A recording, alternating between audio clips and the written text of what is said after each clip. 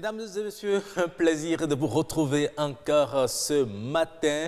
Et on dit souvent que nul n'a le droit d'être heureux tout seul. Et si l'on arrive à trouver la joie dans la joie de l'autre, n'est-ce pas le secret du bonheur? En tout cas, c'est ce que me dit ce matin Fulgencia Rontondi qui est dans la joie et qui veut que je partage sa joie avec elle. Exactement. Bonjour. Vous savez, un bonjour Rock, un bonjour les amis téléspectateurs. Moi, c'est toujours la joie. Quand je me réveille, je sais qu'à 6h30, je dois retrouver les téléspectateurs.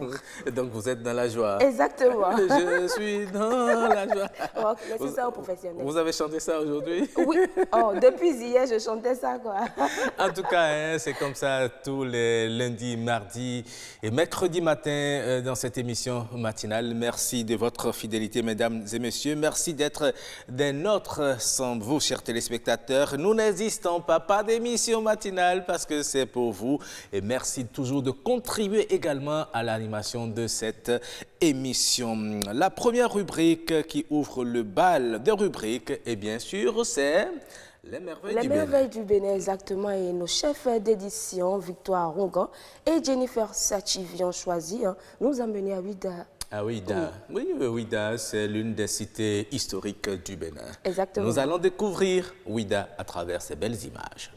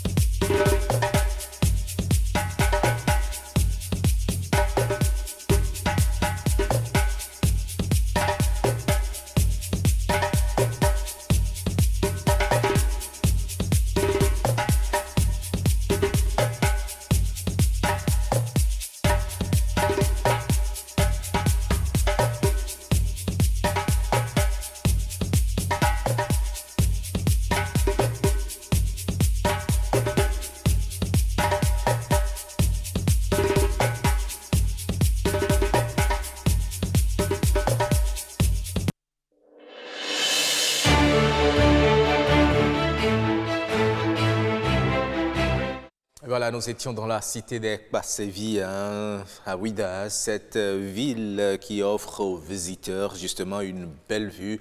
Nous avons pu voir de très belles images.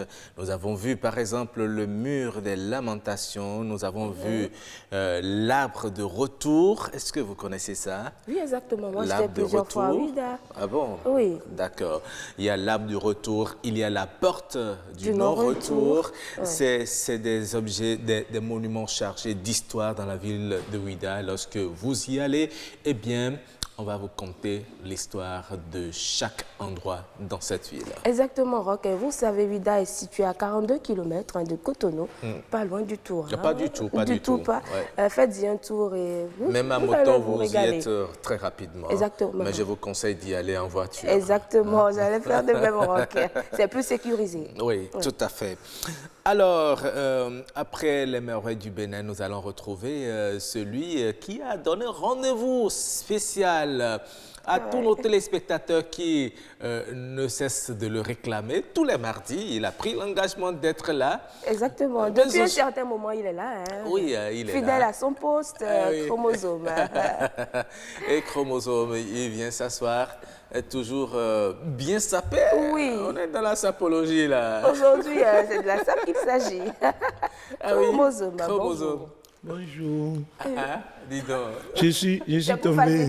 En fait, je suis tombé amoureux de Fulgencia ce matin. Ah ben ouais. Mais dis donc. Et mon cœur gauche bat comme ça. Elle est dans la joie. Hein? Oui. Elle est à côté, s'il vous plaît. Je vais pas comprendre. Elle fait comprendre ça. Non, on ne va pas comprendre. En fait, Laissez tomber ça. tu vas nous aider pour les travaux domestiques. Donc elle comprend. Elle ne va pas comprendre ça. Personne n'a accepté ça. Elle est Partager. Non, il faut partager. Vous aussi, vous avez dit quand vous êtes dans la joie, il faut partager. Voilà. Non, mais c'est de la joie, il s'agit. Oui, mais justement. On ne peut pas partager son homme. Je suis désolée. Elle est dans la joie, elle veut partager sa joie avec vous. Voilà. Vous trouvez un sujet. Elle est chrétienne croyante. Ne mangez pas seul. Partagez avec les Partagez. Quand il y en a pour un, il y en a pour deux. Plusieurs. Non, pour deux d'abord. Pour deux d'abord. Plusieurs. Alors, Chromosome, bonjour. Bonjour. Ouais. J'espère que mais vous rayonnez ce matin. Vous l'avez remarqué ou pas?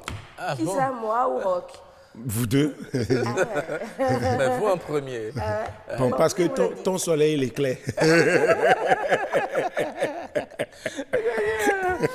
Alors, vous êtes revenu ce mardi matin, nous faire beaucoup rire. Hein? Ouais. Vous savez. Oui, il nous a avons une réalisé vidéo. que nous allons d'abord montrer aux téléspectateurs. Il va nous dire la source de son inspiration. Oui. Et puis, paraît-il que vous l'avez fait au Niger. Au Niger. Au Niger. Ah, mais vous avez fait beaucoup de choses au Niger. Oui, tout à fait.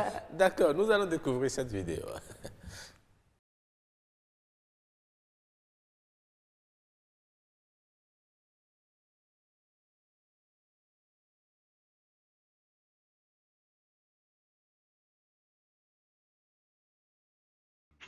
Me voici au Niger.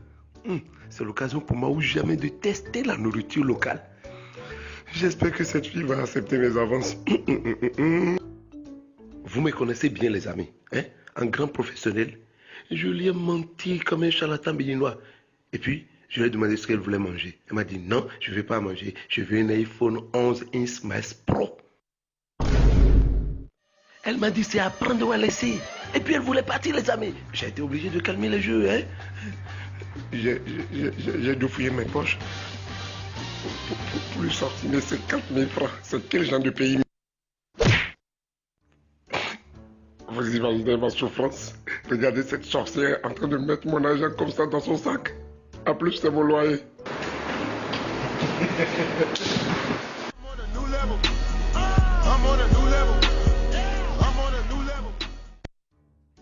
Enfin, ça y est. On va à l'hôtel. Elle va me sentir. Je vais frapper. Oh, bébé, depuis là, l'hôtel est où? Pourquoi votre pays, le Niger, c'est bizarre comme ça? Vous patientez, c'est à côté ici, on va arriver à 2 pas. C'est juste ici, on y va. C'est là? Oui, c'est là. Ah, je travaille. On y va. On y va, non? Pourquoi tu t'attends? Pourquoi tu t'arrêtes encore? J'ai réfléchi, après mieux réflexion. Je ne peux pas tromper mon copain. Quoi? Je ne peux pas. Après combien de réflexions? 1000 réflexions, c'est 2000 réflexions que tu vas faire. C'est avec moi que tu blagues comme ça. Je n'aime pas ça, hein? On y va. Je ne veux pas y aller. Ok, il n'y a même pas de problème. Donne-moi mes 50 000. Quel 50 000? Quel 50 000? Les 50 000 que je t'ai remis là-bas, non? Non, moi je l'ai déjà programmé. Oh, on va partir là-bas tout de suite parce que moi-même, j'ai programmé quelque chose.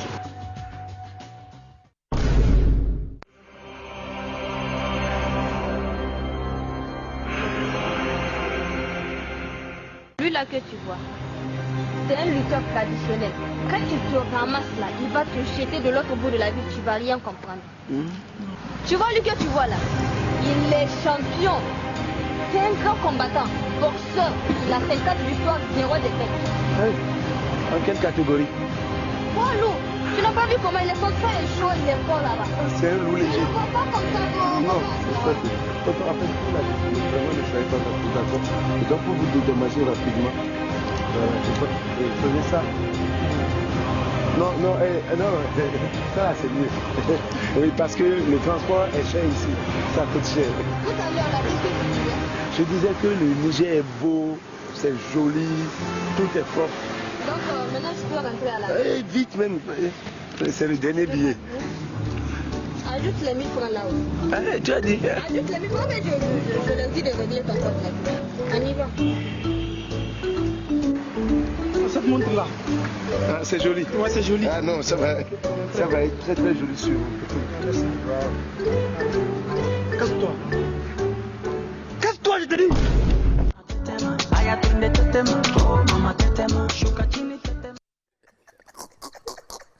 Pauvre de vous, chromosome. Ça arrive. Ah oui? Ah oui, ça arrive. Attendez, moi j'ai une question.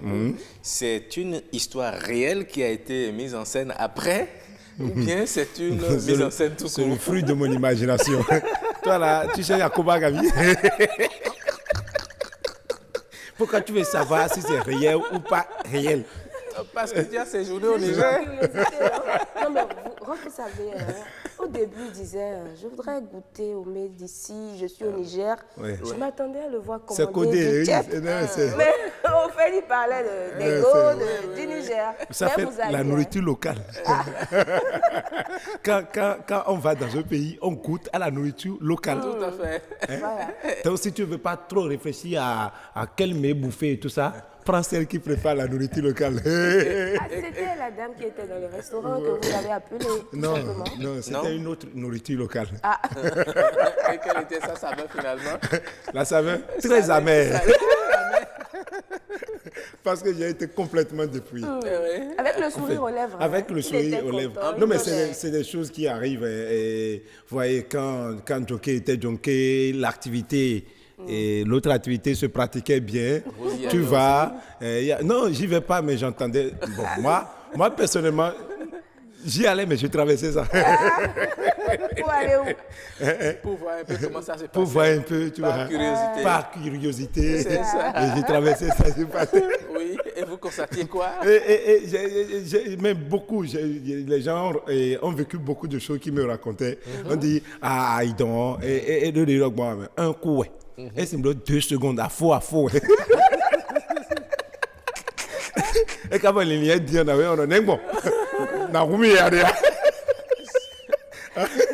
C'est des milieux à ne pas vraiment recommander. Hein. Vraiment. Donc vraiment ça, c'est particulier. J'ai appris beaucoup de choses.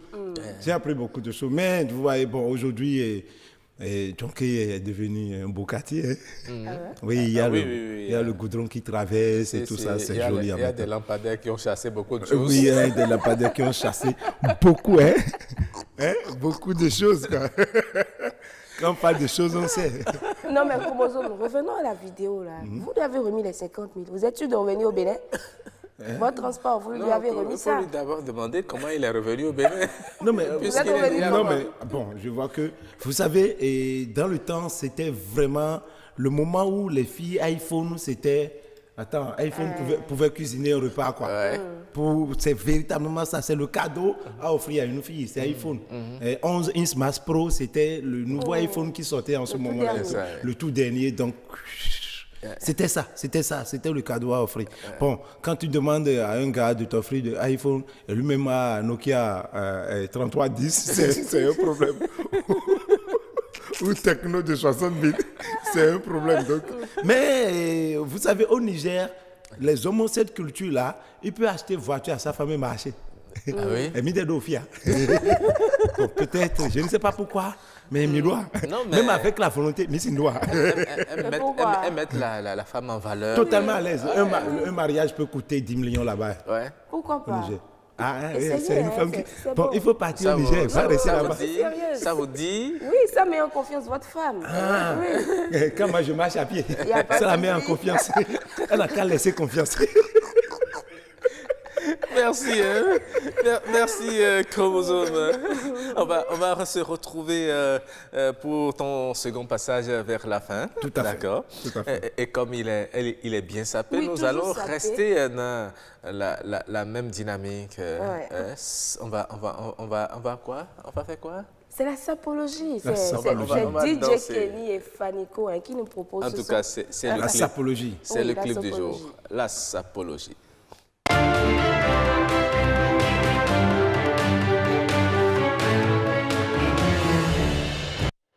Oui, ouais. Comme nous vous le disions déjà, aujourd'hui, c'est DJ Kenny et Fanico Fanico de Jésus qui nous font nous voir aujourd'hui. Hein. Vous êtes aussi un grand sapeur. Hein. C'est vrai? Oui, vous êtes un grand sapeur. Est-ce qu'on va rencontrer Fanico de Marie? C'est de Jésus qui vient. D'accord. Bon, un jour, on va certainement le rencontrer. Un beau jour. Hein.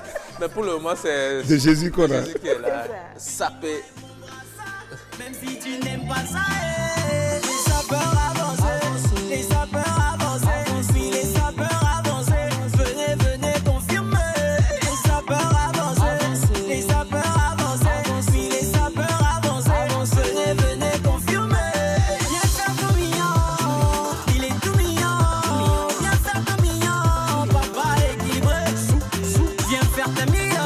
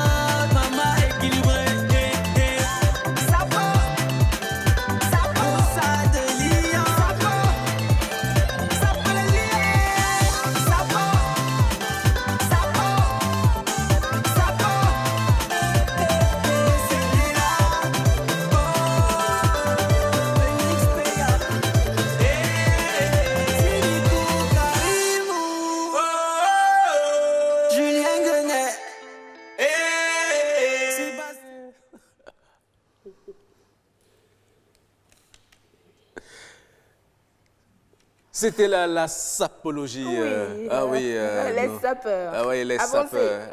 Avancez. Sapé. En tout cas, hein, la deuxième partie de danse, c'est pour la fin de cette émission.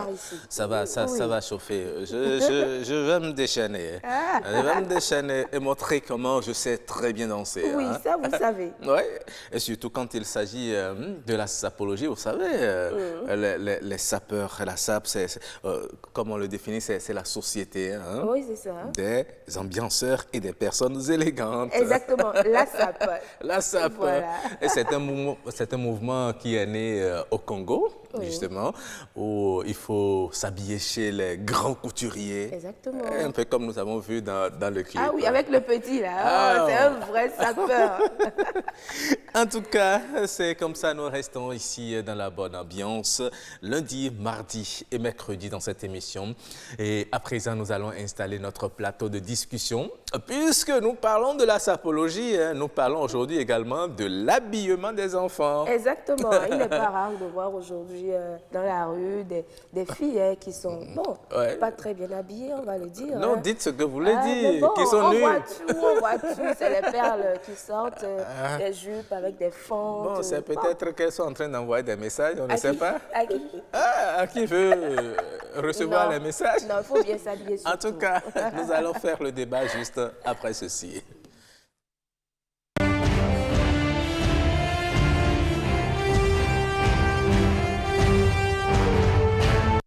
L'habillement chez les jeunes, quel regard des parents? Eh bien, c'est le sujet qui nous réunit ce matin sur le plateau de discussion. Et si on en parlait, et nos invités pour en parler sont déjà sur ce plateau avec nous, Fulgencia. Oui, exactement. Nous avons ce matin avec nous Madame Gisèle Dantinon, elle est mère de famille. Bonjour Madame. Bonjour Madame Fulgence. Et en face de vous, nous avons Monsieur Jérémy Dovono. Il est surveillant général dans un établissement de la place. Attention, non. Mais vous êtes? Je suis Jérémy Dovono, je suis spécialiste en éducation et enseignant-chercheur des universités. Ah, d'accord. Tant pour vous. Voilà. Et au téléphone, vous allez recevoir Madame Isabelle Ochoumari, elle est activiste. Absolument, nous allons la joindre au téléphone dans quelques petites minutes. Mais déjà, je vais commencer par le parent sur ce plateau. Vous savez, on voit dans la circulation, à la plage, au marché et même dans les lieux de culte des enfants s'habiller d'une certaine façon indécente. Parfois, on les voit même en compagnie de leurs parents. Quand vous voyez cela, comment arrivez-vous à expliquer cette façon de s'habiller? Bon, merci monsieur le journaliste, mais je pense que l'habillement, le vêtement, d'abord, est un élément de communication. Tout à fait. Et pour cela, c'est le premier élément avec lequel on entre en contact quand on voit un individu. Et donc, il faut y mettre beaucoup de soin, d'après moi. Mais au nom de la liberté qu'on reconnaît aux enfants, certains parents ne trouvent pas trop à redire sur le style vestimentaire de leurs enfants. Ce qui n'est pas tout à fait, en tout cas, en accord avec ma vision. Parce que je me dis que ce sont les parents qui sont les modèles. Et c'est ce que nous faisons avec nos enfants depuis leur tendre enfance qu'ils ont tendance à répercuter, en tout cas dans leur vie un peu plus tard quand ils sont adultes. Donc avec l'âge, il faut que les parents discutent davantage avec les enfants, donnent des conseils, essayent d'encadrer les enfants. Parce que le phénomène de la mode a tendance à les entraîner. Donc c'est aux parents à chaque fois de jouer le rôle de gardien, de veille, pour dire « Ah, ça c'est pas bien, si tu mets ça, les gens vont penser ci de ça et tout ». Donc les parents ont un grand rôle à jouer. Oui. C'est vrai que les parents ont un grand rôle à jouer. L'enfant qui s'habille d'une certaine... L'enfant aussi a envie d'être dans la dynamique de son temps. Oui, Il voit ses amis s'habiller d'une certaine façon pour sortir. Ne pas s'habiller également de cette façon, c'est comme s'il y a quelque chose qui lui manque. C'est comme si il est moins que les autres. Et comme ça, il y a des rivalités qui se créent entre l'enfant et le parent. Comment gérer ça? Je crois que ce dont vous venez de parler, c'est beaucoup plus une question de complexe et de clichés sociaux que la société renvoie aux enfants. Et à travers les phénomènes de mode, on se dit que bon, pour être bien avec ses camarades, il faut forcément porter des tailles basses. Il faut porter des jeans découpés et troués partout. Les destroy. Voilà, les destroy, voilà, c'est le mot exact. Et donc, il faut quand même, il y a certains endroits où on peut se permettre de porter ces choses. Si c'est pour une petite sortie à la plage où on veut se détendre, il y a certaines tenues qui sont vraiment indiquées. Mais vous n'allez pas quand même envoyer votre enfant à l'école habillé comme un enfant de ghetto. Donc, les parents ont toujours un regard à garder sur l'habillement des enfants. Même tout en les laissant aller suivre le phénomène de la mode, il y a mode dans mode, hein. Il y a mode dans mode. Donc, on essaye d'encadrer. Moi, avec mes jeunes filles, elles sont mode, hein, très mode, mais on reste dans la décence. Parce qu'il ne faut pas choquer les mœurs, il ne faut pas choquer les gens avec qui vous allez entrer en contact. Et puis, quand vous rentrez dans un endroit, tout de suite, votre vêtement parle pour vous. On sait quel genre de... On voit tout de suite du milieu de quel vous avez reçu. Et c'est votre sésame, c'est votre porte d'entrée. Donc, je pense que la mode, oui, mais il faut encadrer.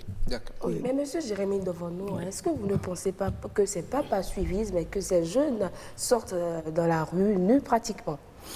Oui, je vous remercie infiniment. Je remercie Madame pour sa brillante intervention. Je crois que ma présence ici paraît un peu inutile parce qu'elle a tout dit. Non, pas du tout. Oui, j'avoue que quand on parle de mode, quand on parle d'habillement, il y a de la subjectivité. C'est du ressort de l'éducation. Et en matière d'éducation informelle, il n'y a qu'un camp peut dire oui, c'est ce que moi je fais. L'autre camp qui dit c'est ce que je fais. Et c'est parfois difficile de trancher. Mais il y a quand même une norme. Il y a une norme à respecter. Et je pense qu'il y a un proverbe qui dit l'habit ne fait pas le moine. Oui. Bon, on aurait pu trouver un petit mot modérateur pour dire l'habit ne fait pas toujours le moine. Parce que c'est à travers l'habit qu'on reconnaît le moine. Donc l'habit est très très important. Je dis l'habit est indispensable. Oui, mais vous savez, dans la même condition, quelqu'un peut s'habiller pour nous de façon indécente, mais qui n'aurait pas du tout le comportement que l'on... Je vous donne un exemple. Oui. Dans peut-être une sorte de rafle policière, on voit dans la rue au-delà de 0 heure des gens n'ayant pas leur carte d'identité. Vous êtes bien habillés, comme vous l'êtes là, et puis des gens qui sont mal habillés, comme vous le savez. Et la tendance, c'est vers qui on irait. On prendrait qui d'abord? Ceux qui sont mal habillés. Mal habillés, vous comprenez? On va vous traiter comme un enfant de ghetto. Voilà. C'est ça justement. Mais de la même façon, je vous prends également au mot. Quelqu'un qui serait peut-être un bandit, qui s'est bien habillé la nuit, parce qu'il sait que la nuit, si on le prend, on va peut-être estimer que c'est une grande personnalité. Il échappe à la police. Il échappe à la police comme ça. Oui, voilà. Mais c'est toujours mieux. C'est-à-dire que, comme l'a dit madame, c'est la porte d'entrée. Nous sommes d'accord? Je crois que l'habillement, c'est indispensable, comme je le disais tantôt, ça traduit la personnalité, votre classe. Nous sommes d'accord? Votre responsabilité, est-ce qu'il est responsable celui-là? Nous sommes d'accord? Il y a votre éducation, la valeur que vous incarnez à travers votre habillement. Et ça traduit aussi l'éducation que vos parents vous ont léguée. Est-ce que vos parents même ont été des modèles? Parce que nous sommes tous des représentants de nos différentes familles. Nous sommes les ambassadeurs de nos familles. Donc à travers notre habillement, on doit sentir que oui, il ou elle est issu de telle famille. Voyez-vous? Donc c'est vraiment important. Il y a aussi l'environnement social. Quand vous avez de mauvaises compagnies, voilà, c'est ce qu'on porte, ça peut vous emballer. Mais il y a aussi que, votre époque, on dit qu'il faut vivre son temps. Voyez-vous, ça peut aussi constituer une cause. Mais aussi votre génération. Vous appartenez, voyez-vous, je ne vais pas m'habiller comme un enfant de 18 ans quand même. Vous comprenez? Donc, il y a aussi sa morphologie. Pour s'habiller, il faut tenir compte de sa morphologie. Parce que X a porté telle chose, bien serrée. Alors que j'ai les jambes un peu... Excusez-moi un peu. Moi-même, non. Ou bien j'ai de la corpulence, de l'embonpoint, mais je veux porter des choses sérieuses. Non, il faut tenir compte de sa morphologie aussi pour porter les habits. Je vais revenir à cette histoire de destroy. Destroy en anglais veut dire détruire. Oui, ça. Détruire, oui. Comment un homme censé, comment un homme censé peut-il porter des choses déchirées? Moi, je prends mon argent pour acheter quelque chose de déchiré. Il y a quelque chose et je dis que toute mode n'est pas bonne. C'est pas parce que c'est venu de l'extérieur que systématiquement, il faut porter ça. Non, il faut que les parents aident les enfants, pas les apprenants, les enfants, à disséquer. Ça, c'est faisable. Ça, ce n'est pas faisable. Chez moi, par exemple, on ne porte pas de collant. Moi, j'y veille, grand. Je veille au grand. Oui, je suis là. Ça, c'est quoi ça?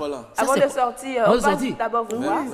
Non. Même comme sous-vêtements. Je suis au salon, ma fille veut sortir. Qu'est-ce que c'est? Change-moi ça. Et rapidement. C'est ancré. Donc, vous le dites, vous savez, il y a certains enfants, ils savent très bien que les parents n'aiment pas qu'ils s'habillent de cette façon. On s'habille décemment devant le parent. Une fois qu'on sort, et puis vous découvrez. J'aurai le relais. J'aurai le relais. On va me relayer ça. On va me relayer ça. Vous avez des gendarmes un peu partout dans la ville. Je suis à la lettre les enfants. C'est vrai que bon, c'est pas toujours facile, mais on le fait. Hein? Figurez-vous, une dame qui est sortie avec son mec, qui sont à une réception, quelque chose tombe, elle doit prendre ça, et tous les dessous là sont sortis. Mais imaginez-vous l'état d'âme de ce monsieur-là. Ça le met mal à l'aise. Complètement mal à l'aise. Complètement mal à l'aise. Et c'est ce qu'on vit au quotidien. On dit non, que tu portes un jean, hein, et tu ne veux pas mettre une ceinture. Il y a problème. Et à mon geste là, tout le dessous est dans la rue. C'est pas normal. Donc je crois que c'est des choses qu'il faut corriger. C'est des choses qu'il faut corriger. Et avec l'habillement, ce n'est pas seulement les habits. Il y a plein d'autres choses, hein, d'autres parures qui s'ajoutent. Les bijoux. Avec des maquillages. C'est terrible. C'est terrible. Hormis les artistes, excusez-moi de peu, qui sont dans leur monde, je crois qu'il n'est pas normal de voir un certain nombre de choses. Mais les artistes aussi sont des vecteurs de mode. Oui. On a vu la sapologie tout à l'heure. Bien sûr. Tels qu'ils se sont habillés. Vous avez vu comment ils étaient habillés. Vous avez vu comment ils se sont habillés. C'est de beaux costumes. Oui, bien sûr. Vous avez aimé. Oui, moi j'ai aimé. Donc, il y a sapologie dans sapologie. Bien sûr. Voilà. Mais Madame Dantinon, est-ce que vous pensez que les parents doivent jouer le rôle de gendarme derrière les enfants? Oh, gendarme, c'est un peu trop dit. Un peu comme il faut monsieur tout à l'heure, il est là à veiller. Chacun sa méthode. Moi, j'use d'allusions, de conseils. Je dis, mais dis donc, déjà, quand je vois ce genre de personnages habillés de la sorte, je critique vertement devant mes enfants. Donc, ils comprennent déjà que ça, maman n'aime pas trop, on ne va pas essayer ce terrain-là et tout. Donc, il faut discuter avec les enfants et leur montrer que tout ce qu'ils voient à la télé, tout ce qu'on leur vante n'est pas forcément la réalité indiquée pour eux. Et je crois qu'à un certain âge, les enfants ont une certaine maturité, ils comprennent. Et tranquillement, ils rentrent dans les rangs. Et puis, vous aussi, nous, les parents à la maison, notre façon de nous vêtir, les enfants copient ce que nous faisons. C'est surtout ça.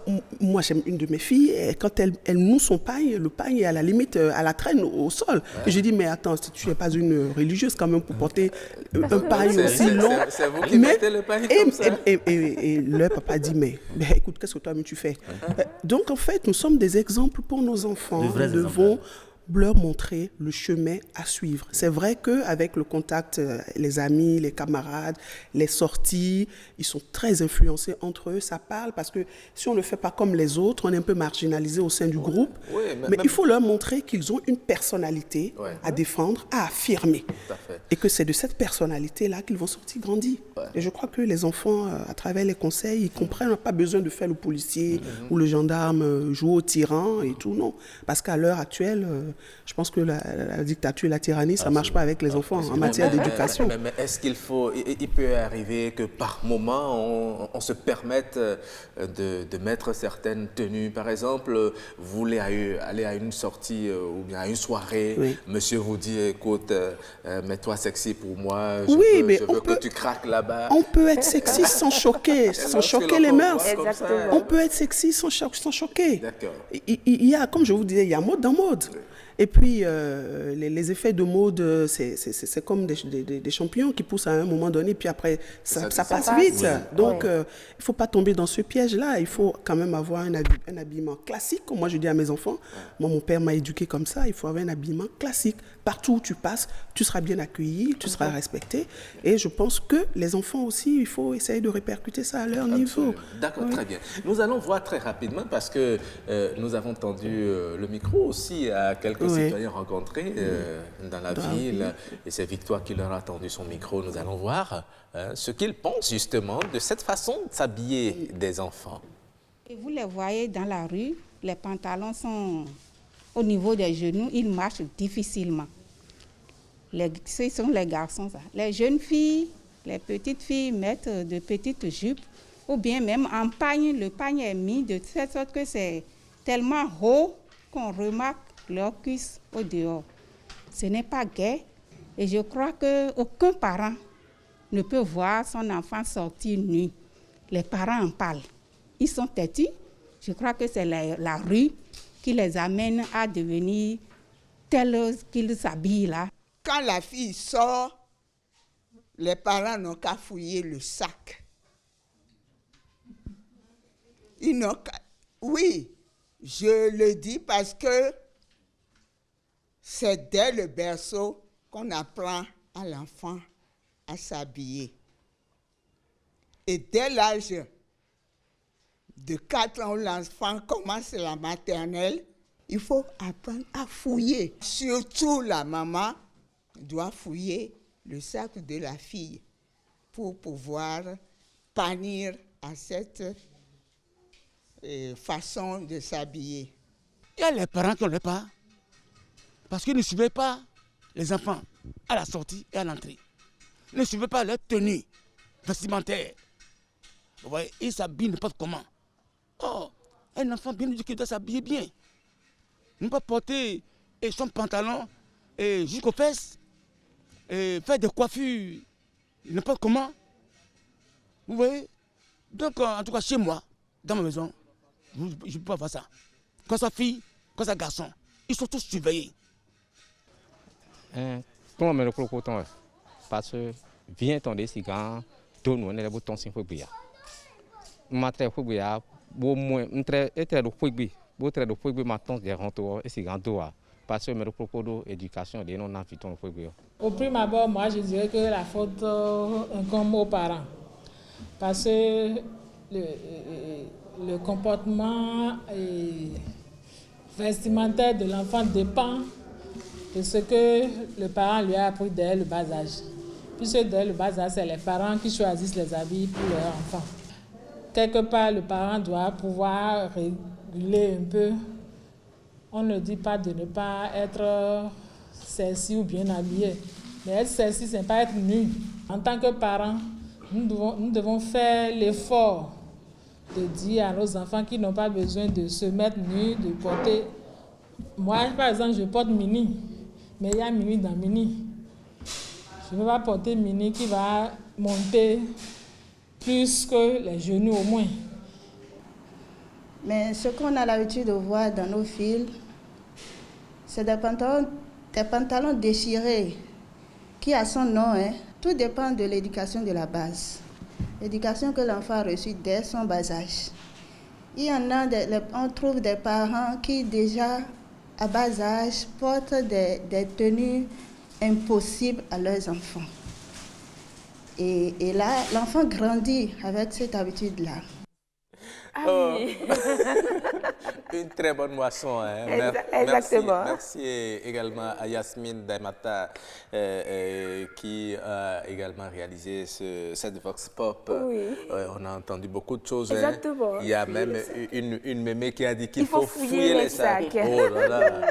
Mais là, on viole l'intimité des... C'est peine perdue parce que les enfants s'arrangent pour prendre des habits chez leurs camarades. Quand ils vont à des surprises parties, l'enfant sort de chez vous bien habillé selon vos recommandations et tout. Oui. Et puis une fois au lieu de la fête, ça se change. Ça change de vêtements. Et ça se transforme, ça se métamorphose. Je crois que... Oui, maintenant c'est vrai, mais chaque enfant est spécial et spécifique. Oui. Ce que vous dites, c'est vrai, mais ça ne se passe pas toujours ainsi chez tous les enfants. Donc, lorsque vous entreprenez quelque chose, ça marche. Vous êtes sûr que ça a marché. Donc, on ne peut pas appliquer la même rigueur à tous les enfants. C'est là le problème. Voilà. Chez d'autres, ça marche. Ça marche. Voilà. De fouiller comme ça. Mais faut-il pas privilégier alors le dialogue? Le dialogue, oui. Le dialogue, oui. Moi, je leur explique beaucoup de choses. Je dis, si vous vous habillez comme ça, on vous qualifiera de mœurs légères. Oui. Et ça va être fatal pour vous. D'abord pour les filles. Voyez-vous? Donc, on leur explique les conséquences ou les inconvénients liés à ce genre d'habillement. Et là, progressivement, ils comprennent. Et ils font la différence. Ils peuvent même sensibiliser d'autres amis pour leur dire, tel que tu te comprends. J'ai par exemple une fille qui a le BPC cette année. Et elle est de 2006. Elle a le BPC. Mais dans la même classe, il y a une amie sincère à elle qui a déjà un bébé. Elle l'a accouché juste après le BPC. Elle dit, et c'est parce qu'elle s'habillait mal? Non. Enfin, il y a plein de facteurs. Il y a plein de facteurs. Mais il y a comme un laisser-aller qui a fait qu'elle est allée là. Donc, si vous n'éduquez pas bien votre enfant, elle peut se prendre, pour exemple, celle-là, par exemple. Donc, c'est la sensibilisation. Mais vous savez, ce qui constitue un modèle pour vous ne l'est pas forcément. C'est la subjectivité, ça c'est vrai. C'est la subjectivité. Voilà. Vous voyez, je suppose que vous êtes à la maison et qu'il y ait un garçon très sérieux qui veut, par exemple, faire du sérieux avec votre fille, mais malheureusement pour lui, il avait des drogues sur la tête. Oh là là. Ou bien il tête les cheveux. Je le vire. Il vient chez vous. Chez moi? Et justement, je vous demande la main de votre fille. Ça ne passera pas. Ça ne passera pas. Hein. Vous savez, mon aînée, vous savez à quel âge elle a connu le garçon? Sans temps. Non, mais le fait d'avoir ses cheveux ne veut pas déjà dire que, bon, il est travailleur et il travaille quelque part, il est respectueux. Monsieur le journaliste, si vous présentez elle-même ne va chez pas moi oser amener quelque chose de ce genre. Tout ce qu'on lui dit là. Oh non, elle ne peut pas. Elle ne peut pas. Ça, j'exclus ça, quoi. S'il se présente avec des dreads, c'est sûr qu'on va le virer. Mais là, ce sont des préjugés. Non, pas des préjugés. C'est à 26 ans que ma fille aînée a connu son premier garçon. Et avec précision, avec précision. Bon. Les papas sont les confidents. Vous savez que quand mes enfants sont quand elles ont leur menstruation, vous savez qu'elles me disent ça? C'est le dialogue. C'est le dialogue. Le dialogue parent-enfant. Papa n'a pas couche. C'est comme ça. Nous sommes à tuer à toi. C'est ça. Le dialogue, c'est important. Ça marche. Ah, c'est lui, non? Non. Tout a été fait. Je dis, bon, voilà. C'est comme ça. Et donc, les autres vont pouvoir suivre. Si les enfants sont mis en confiance, voilà. Je crois que... Un peu de confiance. Mais tel qu'on... À vous suivre, c'est à... Vous n'êtes pas d'accord. C'est à quoi? Non, c'est pas que je ne suis pas d'accord. mais je veux bien porter aussi la cause de ces personnes qui portent par exemple des drogues sur la tête et qui ne sont pas des récalcitrants, des divorcés sociaux. Les gens qui, par exemple, ont fait des tatouages, etc. Voilà. Moi, j'ai été éduquée par la vieille école et je suis fière de ces valeurs-là. Nous sommes des Africains. Et il ne faut pas au nom de la liberté, se mettre à tout accepter. Chez moi, les dreads, ça ne passe pas. C'est ça. Il y a une certaine... Un garçon, un homme a une façon de se coiffer. Une femme a une façon de se coiffer. Alors, vous n'allez pas vous pointer chez moi avec des dreads, je dis vertement... Homme à les véhicules des vertus. Même les dreads, il y a une certaine façon de les porter qui font que c'est pas choquant, c'est propre. Mais vous faites des trucs avec des teintes, des couleurs, à ne plus en finir, l'arc-en-ciel sur la tête. Vous venez chez moi, mais je ne peux pas accepter. Et tout de suite, moi, j'ai l'habitude, lorsque mes enfants... J'incite mes enfants, lorsqu'ils ont des camarades qui sont assez proches d'eux, de venir travailler à la maison. C'est une façon pour moi de regarder le genre d'individu que mes enfants fréquentent. Mais ça, c'est vous. Si c'est ce qui plaît à votre fille. Écoutez, elle attendra le moment où elle va quitter ma maison pour se mettre sur ce chemin. Mais Madame Gandino, est-ce que vous savez qu'il y a certains parents qui cautionnent ça? Vous voyez déjà l'enfant dès le bas âge, c'est la maman qui l'envoie chez le coiffeur. Elle dit, mettez-les ici, teintez, faites des dreads. Ce que vous dites, ça existe dans ma propre famille. J'ai une de mes sœurs, je ne suis pas d'accord sur la façon dont elle coiffe ses jumeaux. Elle leur fait une coupe je sais pas la façon, là, avec une crête ici comme ça. Et toutes les fois que je vais là-bas, je prends les petits, je les amène chez le coiffeur. Et puis je dis, faites-leur une coiffure décente. Et je dis, mais quel est le comportement que vous voulez que les enfants aient demain? Vous leur faites des coiffures déjà comme des petits voyous. Et vous, qu'est-ce que vous attendez demain? Et moi, je refuse. C'est ma façon à moi de participer à leur éducation. Je dis non. C'est ça. Et il faut être ferme sur certaines choses. Moi, par exemple, je vous surprends. Mes filles ne se stressent pas avant un certain niveau. C'est au-delà, complètement au-delà du bas. C'est quand tu as fini ta licence que tu es très chez moi. Oui, ça c'est moi. Vous voyez encore, c'est encore. Et j'ai mes raisons. J'ai fait une étude là-dessus. Les tresses pour l'apprenante n'a aucun avantage. C'est une perte de temps. perd de temps, tout. Le cerveau a besoin d'air, d'eau et du savon. Mais oui, c'est ça. Ça perd de temps, Vous êtes assez stressé. perd d'argent. Et ça marche chez moi. Ça, c'est chez moi, ça. C'est subjectif. Mais ça marche chez moi. Moi, toutes mes filles ont des cheveux courts. C'est ça. Parce que et le législateur a prévu ça. Quel temps allez-vous trouver pour aller faire des tresses, aller faire des teintes et tout ça, alors que vos cahiers vous attendent? Oui. Non, mais chaque chose en son temps. Quand elles seront plus grandes, souvent, elles vont faire ce qu'elles les filles trouvent de l'argent pour se Mais c'est les parents qui donnent en se débrouillant, elles s'embrouillent. D'accord. Merci beaucoup. Et nous allons rapidement établir la liaison téléphonique avec Madame Isabelle Ochoumari, déjà au téléphone. Elle est activiste. Bonjour. Bonjour, Madame. Bonjour le plateau. Voilà. Bonjour. Très bien. Vous êtes en direct et nous parlons aujourd'hui du style vestimentaire des enfants. Quel est le regard des parents là-dessus? Est-ce que les parents doivent-ils jouer aux gendarmes derrière les enfants dans leur choix des habits à porter avant de sortir? Vous êtes activiste. La façon dont vous voyez les enfants, les jeunes s'habiller aujourd'hui, quelle est votre lecture de ce comportement, de ce phénomène? Oui, j'avoue que certains jeunes s'habillent vraiment mal, je le reconnais. Mais moi, je pense que le premier modèle de l'enfant, c'est le parent. Parfois, les parents suivent leurs parents. Une mère qui a l'habitude de s'habiller de façon entre griffes sexy, l'enfant aura tendance à le suivre parce que, comme je le disais, le premier modèle pour l'enfant, c'est le parent. Oui. Il y a aussi ce qu'on pourrait appeler une hypersexualisation des filles. Les parents très tôt habillent les filles de façon sexy, on maquille la petite fille. Il y a une hyper-virilisation du garçon où on le coiffe comme des coiffures bizarres à de petits garçons parce qu'on se dit il faut que mon enfant soit stylé. Mais quand on apprend cela à l'enfant grandit petit à petit, l'enfant grandit et il adopte ces habitudes-là, il va se coiffer comme ceux qui sont dans des ghettos, il va porter des jeans déchirés parce que c'est un moment où ses parents ont l'habitude de lui acheter des jeans déchirés. Donc, je pense qu'on leur part de responsabilité. Certains parents, je ne vais pas généraliser, mais j'avoue aussi que tous les parents n'ont parfois pas tout le contrôle. Parce que certains enfants sortent de la maison normalement et après en ville, ils se changent. Ou bien chez les amis, mais il y a aussi ce qu'on appelle le mimétisme. Ils suivent leurs amis. D'accord. Parce que toi, si tu ne le fais pas, c'est que tu es un villageois, tu n'es pas à la mode. Exactement. Mais vous qui êtes activiste, vous avez sans doute vu des parents s'habiller d'une certaine façon, également avec leurs enfants s'habiller d'une certaine façon que vous dénoncez. Est-ce qu'il vous est déjà arrivé de vous approcher de ces parents pour leur dire, écoutez, la façon dont vous êtes habillés ne vous fait pas respecter? Est-ce que vous avez mené une fois ces démarches-là et quelle a été, si possible, la réaction? Moi, personnellement,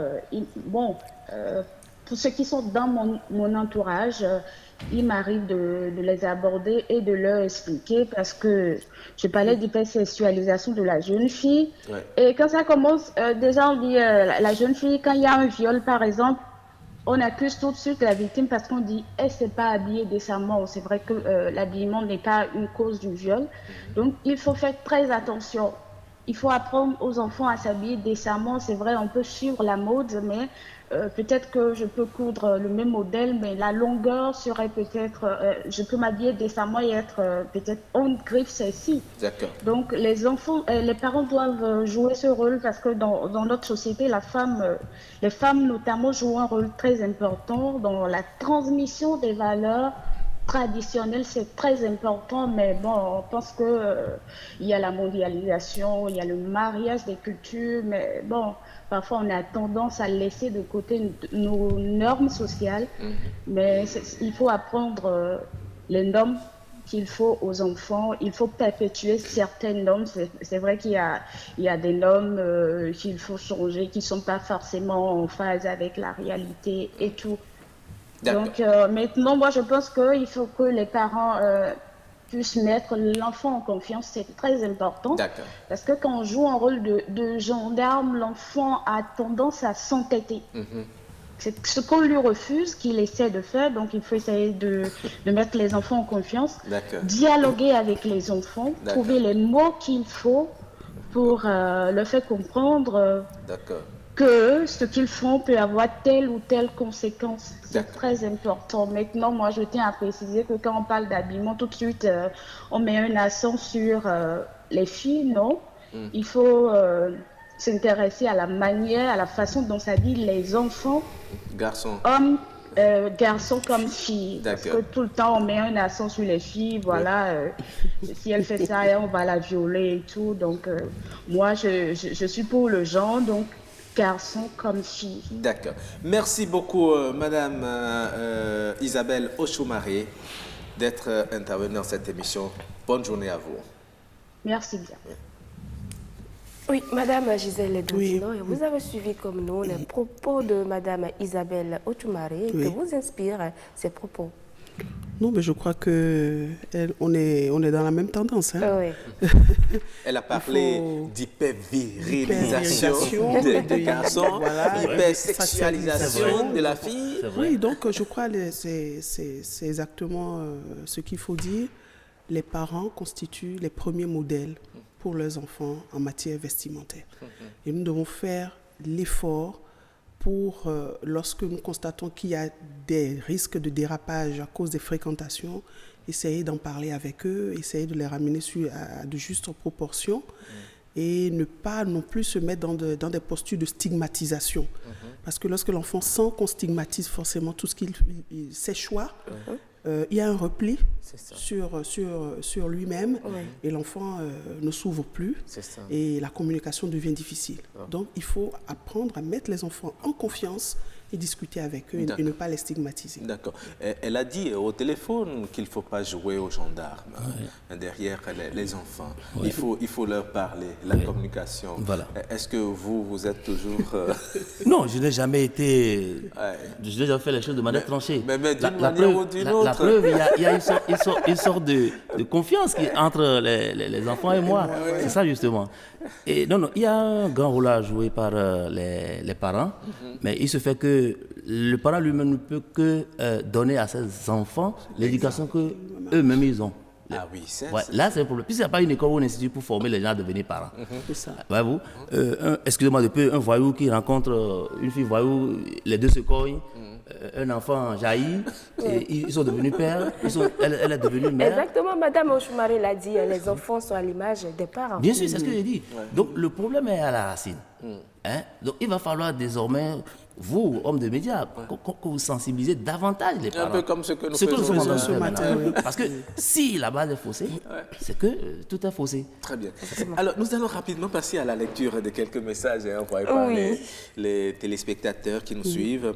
Il y a Madame Arbel Agbobatenko-Resso qui dit ceci. Qu'est-ce qui peut expliquer cette façon de s'habiller des enfants ou d'habiller les enfants? Moi, je trouve que c'est le snobisme qui amène ces enfants à s'habiller aussi. Les parents ont tendance à copier l'Occident. Je ne comprends pas pourquoi. Y a-t-il des avantages ou des inconvénients à s'habiller ainsi? Il n'y a aucun avantage à s'habiller si aucun avantage, c'est plutôt une dépravation des mœurs, excusez-moi du reste. Les parents doivent-ils jouer aux gendarmes derrière les enfants dans leur choix d'habits à porter? Les parents n'ont pas besoin de jouer aux gendarmes. Je crois que c'est une question d'éducation. Déjà à 5 ans ou même un peu avant, il faut commencer par habituer les enfants aux valeurs morales. Dans ce sens, les parents aussi devront contrôler leur accoutrement, leur habillement. C'est vrai qu'il y a des dérapages, des enfants qui quittent la maison dans un autre look et arrivés en ville, ils se changent. La rue et l'école jouent parfois de sales tours et c'est là que les parents doivent être veilleurs pour accompagner les enfants sans toutefois être des gendarmes. Oui, et monsieur Moustapha Moussiliou, il dit ceci, l'éducation est diverse et donc touche divers aspects de la vie humaine. L'éducation à l'habillement en est un. Les parents ne perçoivent pas toujours l'importance de la démarrer tôt. Mais il y a aussi des parents très accros de la mode et très extravagants et très tôt, ils enveloppent l'enfant dans ce style vestimentaire qui frise l'indécence, mais dont l'enfant n'est pas conscient. Et cela devient normal pour l'enfant qui s'étonne du choc ressenti par le vis-à-vis. Pour d'autres encore, c'est l'effet d'entraînement suite aux compagnies sur lesquelles les parents n'ont pas de prise. Chaque parent doit se préoccuper de savoir la compagnie que fait son enfant, connaître l'origine familiale des amis de leurs enfants et pouvoir au besoin très tôt arrêter les amitiés qui pourraient être néfastes.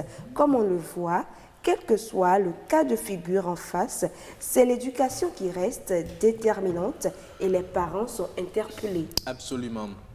Nous disons merci au professeur Moussiliou Moustapha Akbalara. Et il y a Dorcas Kodjia qui dit ceci: la légèreté peut justifier cela ou une trop grande passion pour les enfants. Enfants surdésirés et précieux égale enfant cherché pendant 5, 10, 15 ans. Le laxisme, le libertinage. Mais il faut éviter cela car l'enfant n'élève son mur que sur la fondation des parents. Absolument. Pas davantage que d'inconvénients dans la délinquance juvénile, le multipartenariat, les grossesses précoces, l'abandon des classes, la déscolarisation, les IST, etc. Les parents doivent bien s'habiller eux-mêmes et prendre le soin de guider leurs enfants. C'est fondamental. Nous disons merci à tous ceux qui nous ont envoyé des messages. Le débat se poursuit. Nous tendons déjà vers la fin. Il ne nous reste plus que 3 petites minutes pour faire un dernier tour de table très rapidement. Nous allons commencer par... Monsieur devant nous. Oui, je vous remercie infiniment. Je remercie le professeur Moustapha, qui a été mon directeur à l'INFRE. Non, j'avoue que le rôle revient aux parents. Ils ont une grande responsabilité et les hommes de médias aussi ont une grande responsabilité. Et il ne suffit pas de dire, mais il suffira beaucoup plus de faire. C'est à travers ce que vous faites, ce que vous posez comme acte, comment vous vous habillez, que l'apprenant, c'est une déformation, que l'enfant saura que, ah oui, c'est de cette façon-là on s'habille. On ne s'habille pas de cette façon-ci, mais c'est de cette façon-là on s'habille. Voilà. Très bien. Merci beaucoup. Oui, Madame Gisèle Je crois que M. Dovonneau a résumé l'essentiel de nos échanges. Je remercie cette initiative pour échanger sur la question. Et je demande vraiment aux médias de nous accompagner, nous les parents, parce que les parents tout seuls, c'est difficile. Les médias, vous avez un grand rôle et je vous encourage dans ce sens-là. Merci beaucoup, Madame Gisèle Dantino. Voilà. Vous êtes mère de famille. Oui. Merci pour votre contribution. Pas n'importe quelle mère. Hein? Ah oui. Là, je l'ai su aujourd'hui. Et à vous, Jérémy Dovonneau, vous êtes enseignant-chercheur et vous devez vite partir parce que vous êtes à la supervision du baccalauréat session de remplacement. Nous n'allons pas trop... Tu m'as fondu. Vous allez vite partir parce qu'il y a d'autres chats à fouetter de l'autre côté. Nous allons vous souhaiter une très bonne journée. Merci beaucoup et à très bientôt. À très bientôt. Nous allons marquer une pause, le temps de retrouver us et coutumes. Je suis contre le choix de laisser mes parents décider de mon avenir, car le choix peut être opposé à mes rêves. Dans la tradition africaine, un enfant à l'âge de 18 ans est déjà redevable à ses parents. Vous avez été nombreux à aimer la première saison de Jeunesse oblige, la tribune animée par les jeunes et pour les jeunes.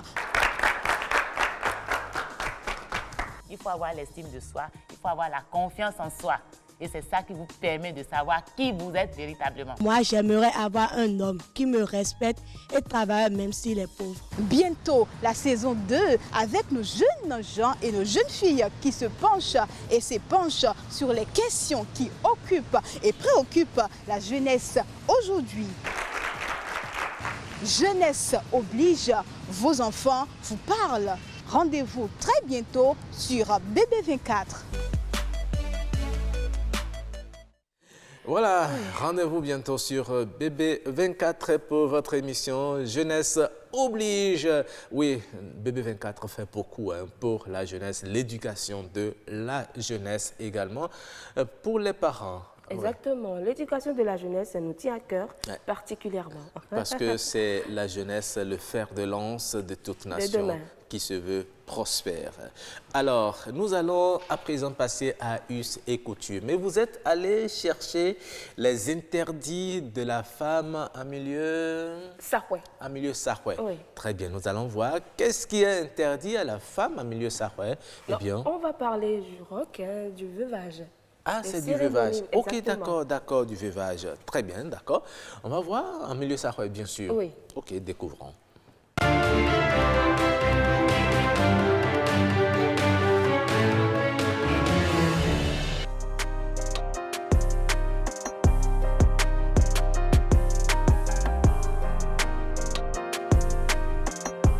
La tradition exige que la dame ne mange plus en la nuit.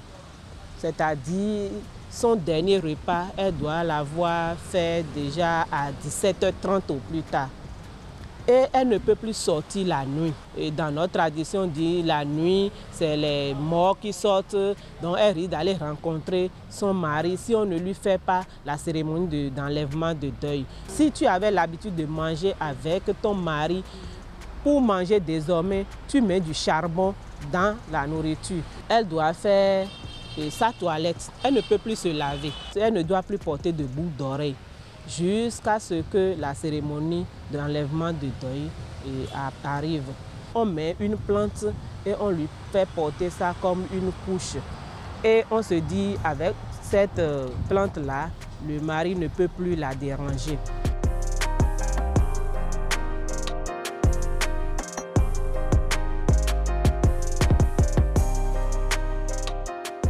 Le veuvage en milieu sahoué a connu beaucoup de changements. Aujourd'hui, vous n'allez plus voir une femme, une veuve, et dans sa situation de veuvage durant 3 ans. C'est 3 mois, ça peut faire 3 ans, mais 3 ans aussi pour permettre aux gens de vaquer à leurs occupations. Aujourd'hui, on réduit la durée.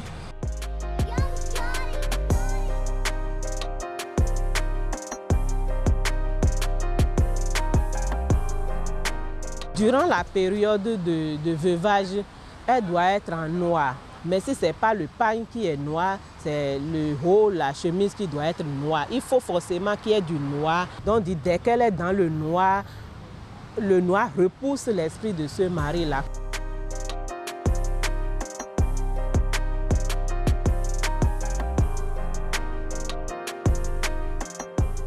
La cérémonie de l'enlèvement de deuil, c'est toujours les belles-sœurs qui organisent ça.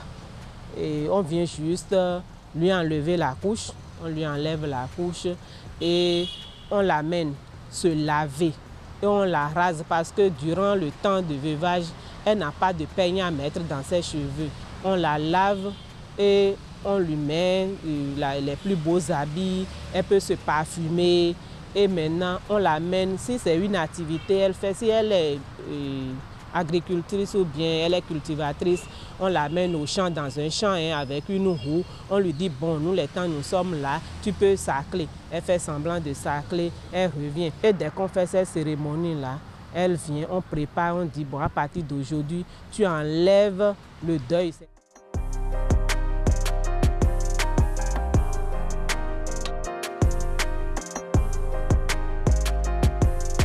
Chez nous, souvent, c'est toi-même qui donnes le nom de celui que tu veux prendre. Ce n'est pas qu'on vient, on te dit, bon, toi, tu es veuve. Après la cérémonie, on te dit, c'est telle personne. Non, c'est toi-même qui prononce le nom de la personne. tu peux derrière, avant la cérémonie, des gens peuvent venir te dire c'est telle personne. Moi, j'ai déjà vu des veuves chez nous qui ont prononcé le nom de leur enfant, garçon, pour dire voilà mon protecteur désormais. Dès que c'est un garçon, c'est fini. On se dit le mari, on lui a déjà arraché cette femme-là.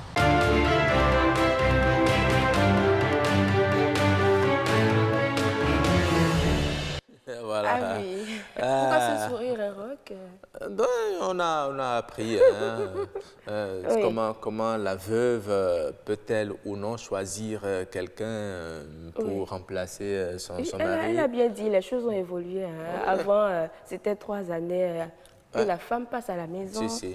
Mais aujourd'hui, les choses ont tellement évolué que la femme n'est plus obligée de prendre un mari. Elle choisit juste son fils et dit, voilà, c'est mon protecteur.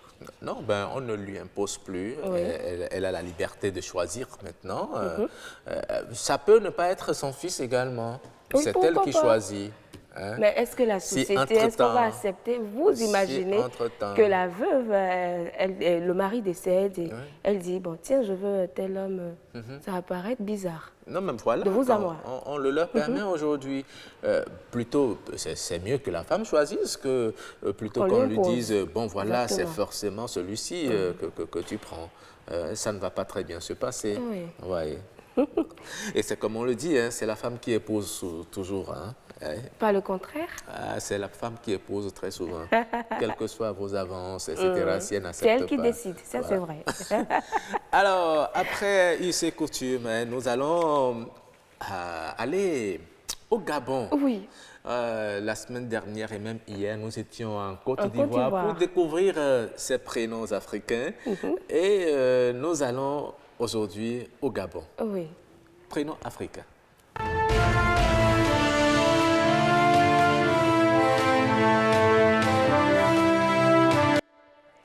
Voilà, nous sommes au Gabon avec... oui. Monsieur est déjà installé. Il est déjà installé. Bonjour. Vous êtes ressortissant de l'ère culturelle PNU, c'est ça? Effectivement, oui. Vous êtes Jean-Claude Monsavo. Jean-Claude Monsavo, vous venez du Gabon ou vous résidez au Bénin ou bien? Depuis un moment, oui. Depuis un moment. Combien d'années? 7 ans. Depuis 7 ans, très bien. Alors, nous allons, grâce à vous, découvrir un prénom aujourd'hui, un prénom africain, un prénom traditionnel que l'on donne aux enfants dans l'ère culturelle pour nous. Voilà. C'est quoi le prénom déjà? Bon, c'est un nom... c'est un nom de jumeaux, normalement. De jumeaux. Oui. Et c'est ça qui s'affiche déjà, là, l'infographie Mfoubou. Oui, voilà. Mfoubou. Comment ça se prononce? Mfoubou. Mfoubou. On prononce le M. Oui. Mfoubou. D'accord. Mais il est associé à un autre nom de jumeaux qui est Zaou, c'est-à-dire... lorsqu'il faut traduire ça... Mfoubou signifie l'hippopotame et Nzaou, l'éléphant. Souvent, c'est des noms donnés à des jumeaux. L'hippopotame et l'éléphant. Et l'éléphant, voilà. Nzaou, c'est l'éléphant. Voilà. Et quel est le caractère de Mfoubou? Souvent, c'est des gens assez forts. Et les noms vraiment caractérisent vraiment souvent les personnes. C'est des gens assez fortes. Des personnes vraiment assez fortes, de caractère et par leur manière souvent de réagir. Donc il ne faut pas provoquer les... Voilà, il ne faut pas provoquer un Zaou, mais il ne faut pas provoquer un Foubou. Voilà. C'est sûr que si tu provoques un Foubou, tu vas voir Zaou. Zaou va réagir, voilà. L'éléphant et l'hippopotame. Voilà. Mais quand les deux se battent... Bon, là, c'est la catastrophe. Alors, quel est l'effet du prénom Mfoubou sur l'enfant qui le porte? Comment réagit-il? Est-ce qu'il est toujours brutal? Il aime s'imposer à tout le monde, partout où il passe, pour montrer qu'il est le plus fort? Bon, vous savez... Qu'est-ce qui le caractérise? Vous savez, souvent, les traits de caractère, souvent, je peux dire que c'est dans les gènes. Hein. Les réactions ne sont pas souvent par rapport au nom que nous portons. Des fois, vous trouverez des gens qui sont assez dociles, d'autres qui sont assez bouillants. Mais dans le cas d'espèce, c'est selon d'abord l'éducation et puis la façon de se comporter dans la vie de tous les jours qui fait en sorte que... Très bien. Donc, quand on entend un foubou, on sait systématiquement que c'est des jumeaux. C'est des jumeaux, voilà. Et si c'est des triplés, le troisième, on l'appelle comment? Bon, là, il y a un nom qu'on donne, mais bon, c'est... Mais il doit y avoir comment dit-on? Je suppose que dans la même famille, il y a deux jumeaux. En fait, une série de deux jumeaux. Voilà, une série de deux jumeaux. C'est comme on va donner Mobamba et Modouma, qui signifie le serpent jaune et le serpent vert. Voilà. Donc, il y a plusieurs noms de jumeaux. Il y a plusieurs noms. D'accord. Le serpent vert. Le serpent vert et le serpent jaune. Voilà. C'est comme l'éléphant et l'hippopotame. Mobamba et Modouma. C'est deux genres différents. C'est deux serpents différents. Mais pourquoi, depuis là, je constate que les noms sont liés aux animaux? Effectivement. Pourquoi? Bon, c'est... Vous savez... chaque ethnie a des noms propres à eux. Donc, ce qui fait que chez les Pounous du Sud, les noms sont souvent un peu liés à la forêt, à la rivière, au génie. Voilà. Donc, souvent, vous allez constater que c'est plus les noms des animaux que l'on porte. D'accord. Voilà. Mais est-ce qu'il y a des aliments que les jumeaux aiment manger chez vous? Puisque ici, on dit que c'est de l'haricot. Haricots rouges, souvent, c'est ce que les jumeaux aiment. Sur le plan alimentaire, il n'y a pas de particularité en tant que tel. C'est tout le monde qui mange du taro, de l'igname, comme tout le monde. Et vous savez que l'éléphant, lui, il mange tout. L'hippopotame aussi. C'est tous les poissons dans l'eau qui le consomment. C'est ça. Exactement. Très bien. Merci beaucoup, monsieur Jean-Claude. C'est moi qui vous remercie. De nous avoir fait découvrir le prénom Mfubo, un prénom de jumeaux qui veut dire hippopotame. Le prénom est assimilé à l'animal hippopotame. Donc Mfubo, il est fort, il agit comme l'hippopotame. Il vient quelque part, il s'impose. Et son second jumeau s'appelle Zaou. Zaou qui veut dire éléphant. J'ai bien résumé, n'est-ce pas? Merci. D'accord. Merci. Et comment on dit bonjour pour nous? C'est Mbolo. Mbolo. Ouais. On dirait une langue congolaise. Et si vous êtes là, je dois mettre ça au pluriel, c'est Mboloani. Mboloani. D'accord. Donc je veux saluer les Gabonais. Voilà, je vous dis dites Mboloani. Mboloani. Voilà. Chers Gabonais, Mboloani. Voilà. Vous avez des parents là-bas? Oui, j'ai des parents là-bas, très sérieusement. Il y a même des personnes très chères à moi qui sont même nées là-bas. Donc Mboloani. On va se retrouver demain pour un autre prénom. Il n'y a pas de souci. D'accord. Mais vous ne partez pas encore, vous restez avec nous. Nous allons, comme on est mardi, on va découvrir quelque chose. Mais je sens que Jennifer Sativi a concocté quelque chose. Oui. Et puisque ça, le 15 août, là... Oui. La capture. Vous êtes très...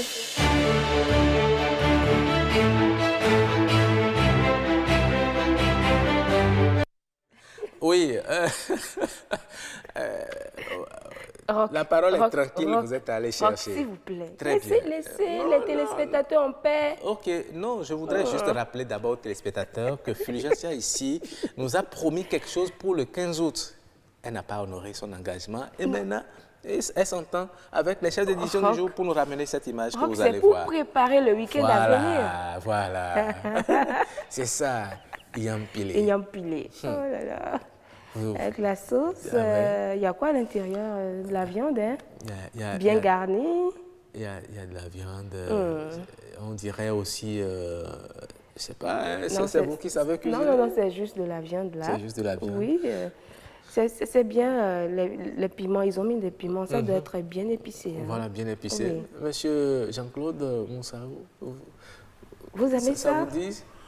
C'est de l'igname pilé. Vous mangez ça également chez vous? Oui, il y a des plats, il y a des ignames aussi, mais souvent, c'est pas souvent pilé, c'est peut-être la banane qu'on pile régulièrement avec des tarots là. Et là, c'est très succulent, quoi. On mélange le taro et non, la banane? Non, on mélange pas. On mélange pas, ça se fait à part. Ok, on pile le taro. Le taro, ouais. Oui. Et la banane aussi, on pile aussi à côté. Ouais. Ah, super.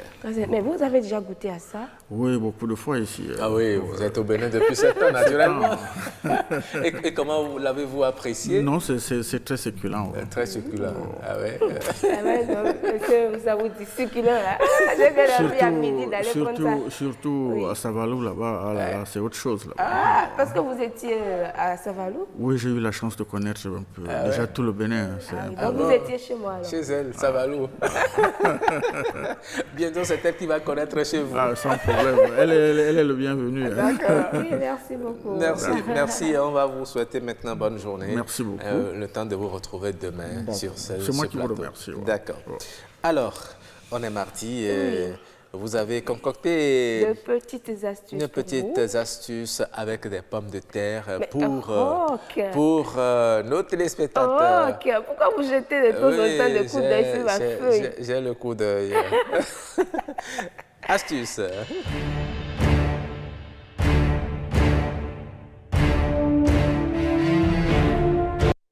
Elle a voulu nous en faire une surprise, mais bon, moi... Vous avez dévoilé le secret, c'est pas gentil. Oui, astuce, pomme de terre. Oui, la pomme de terre fait quoi? Non, je sais que vous l'aimez, vous l'adorez sauter, ou bien en purée avec des frites. Oui, souvent sous forme de frites, j'aime. Bien doré. Bien doré, avec un peu de sel. Et ça passe. Mais il faut dire, Roch, que la pomme de terre assure aussi un côté beauté, côté santé, et même dans l'entretien de la maison. Ah bon? Oui, c'est ce que nous allons découvrir tout à l'heure. On nous dit que la pomme de terre permet d'enlever une tache. Comme ce que nous voyons là? Oui, c'est une célèbre astuce de grand-mère pour ôter une vilaine tache sur un mur, sur du meuble ou encore faire disparaître de taches sur le visage. Coupez juste une pomme de terre en deux, frottez la tache avec la chair. C'est très efficace et bien plus écologique et économique, bien plus qu'un nettoyant. Vous êtes un détergent. Oui, essayez, vous verrez. La tache part en même temps ou bien c'est après? Non, ça part, vous frottez et puis ça part. Ah, d'accord. Et la pomme de terre a des vertus apaisantes souvent méconnues. Elle sert à calmer une brûlure.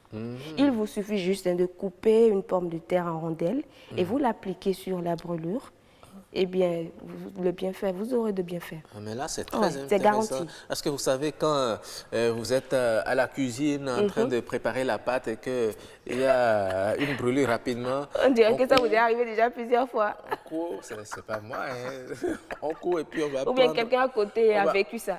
On va vider la pâte dentifrice qui est là. Mais parfois on met du sel. Du sel? Oui. D'accord. Avec de la pomme de terre. Mais si vous avez une pomme de terre à côté, vous coupez. Vous mettez ça juste et puis le tour est joué. Cool. Et pour venir à bout du tartre qui s'installe sur vos casseroles, voire bouilloire ou autre plat, faites bouillir juste dans de l'eau les pommes de terre et la tartre va se détacher, il ne restera plus qu'à rincer. Super. Oui.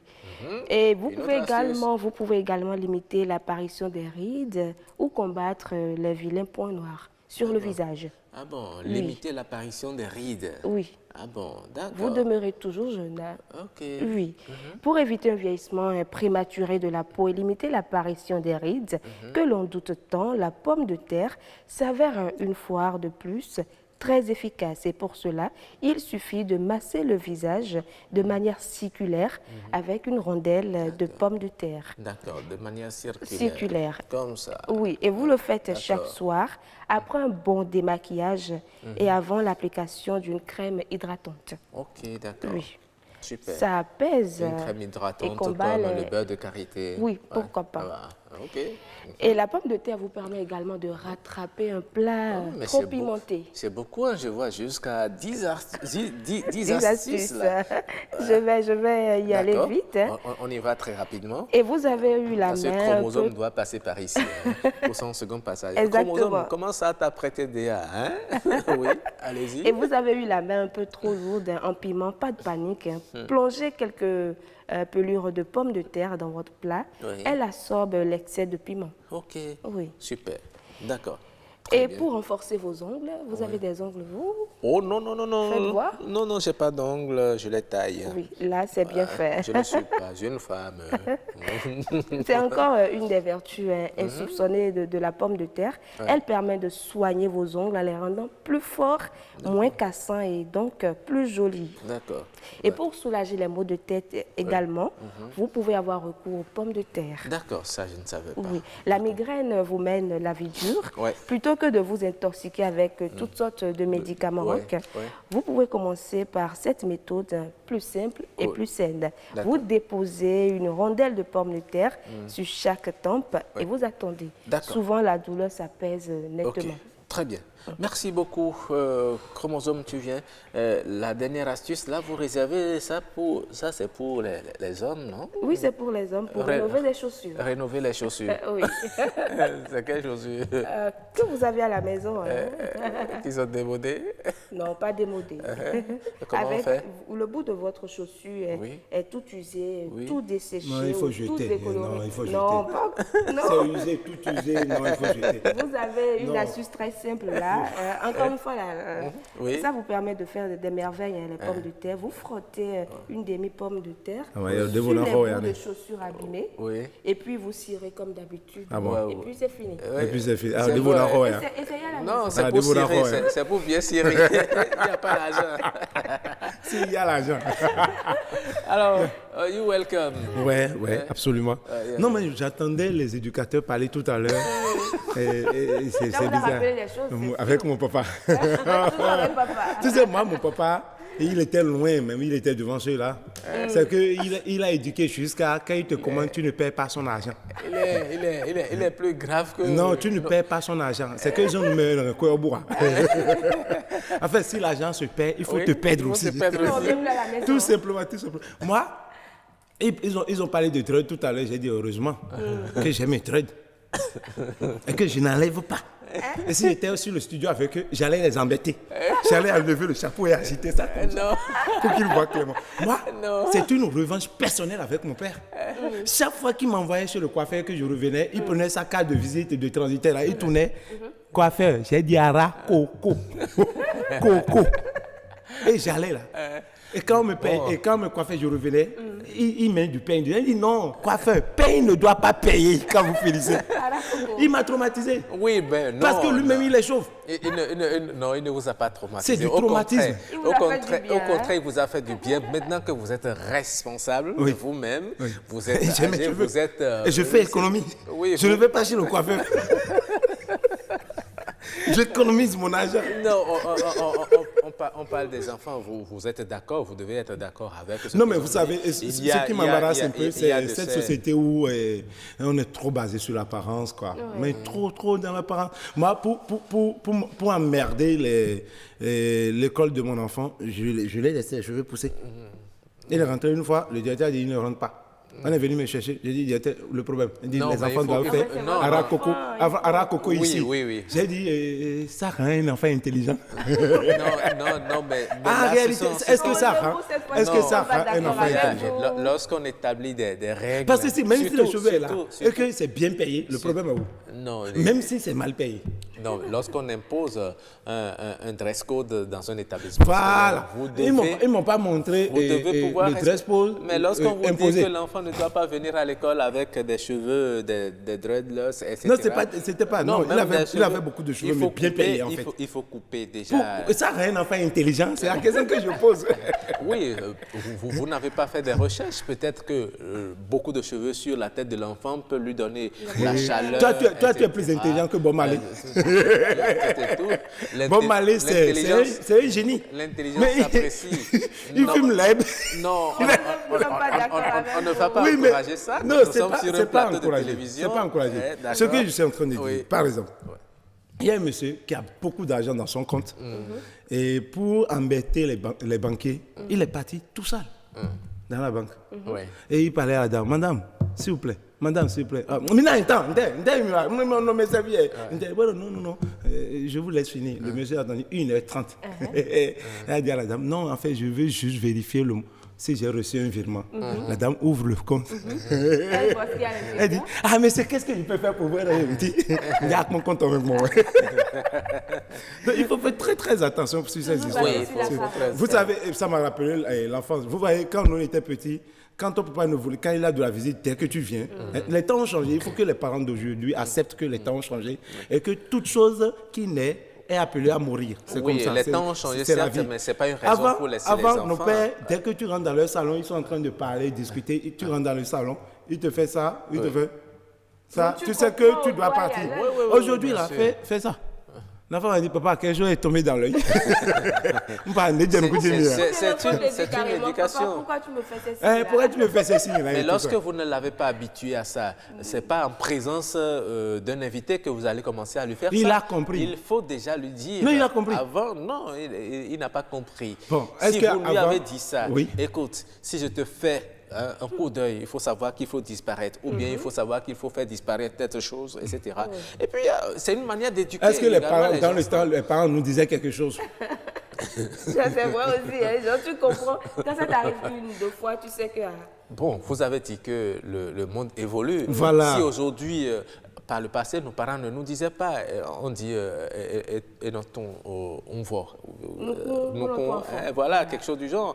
Vous voyez, aujourd'hui, si les enfants n'arrivent pas à vite percevoir ces messages, eh bien, il faut les appeler, les faire asseoir et leur dire. Non, écoutez, cependant, quand on fait ça, il faut moi, comprendre tel pour les message. tailles basses, je suis entièrement d'accord avec eux. Parce que les gens, chaque année, quand on fait le bilan du nombre de morts, là, on ne trouve pas la vraie cause. Ah bon? C'est les tailles basses des filles en circulation. Et les amis un coup d'œil. Bon, heureusement, moi, je n'ai pas un choc gros. Donc, par rapport à ça, je suis entièrement d'accord. Non, il faut enlever les femmes des circulations parce qu'elles créent beaucoup d'accidents. Vous devez être d'accord aussi. Il y a parfois de petites filles qu'on voit avec des mini-jupes, des robes, de petites robes qui, quand le vent souffle, là, vous voyez pratiquement tout. Et elles sont aux côtés de leurs parents. Après, ils disent non, c'est pour qu'elles soient à l'aise. Oui. Vous êtes artiste. Il va falloir que vous fassiez aussi quelque chose dans ce sens pour sensibiliser. Sensibiliser. Non. Moi, je pense que la seule sensibilisation que je peux faire, c'est de laisser chacun vivre sa vie.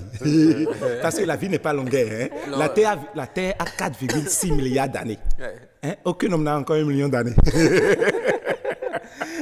On va chanter un sapé. Puisque tu as bien sapé. Là. Non, bon, quand même quoi. Bien sapé. Là. Vous savez, ce qu'il disait là, les habits et tout ça, c'est vrai qu'aujourd'hui, les temps ont changé. Les hommes maintenant, c'est le style Django. Mais de là à porter l'habit de son petit frère et ne même pas pouvoir bouger dans le feu tricolore, c'est pas bon. Mais dans le même temps, les habits que nos pères... Moi, mon père m'a traumatisé avec la tenue qu'il m'a faite lors de ma première communion. En fait, si la tenue n'était pas gâtée, on n'a pas du tout. C'est pour faire des économies. Non, je te dis, c'est pas dans le temps, c'est 5 mètres qu'on m'a cousu pour Bomba. J'avais 16 ans. Et Bédigno, 3 mètres, rien. Les parents n'étaient pas économes. Est-ce que papa vous suit? Il vous suit. Heureusement, il est mort. Malheureusement. Moi, je vais dire malheureusement. Non, s'il suit ça, il va comprendre que heureusement, il est mort. Tu vois. Bon, à moins qu'il ait une télévision au royaume des morts. D'accord. Allez, merci beaucoup, un chromosome. Nous allons chanter et danser. Sapé, sapologie, sapé, sapé.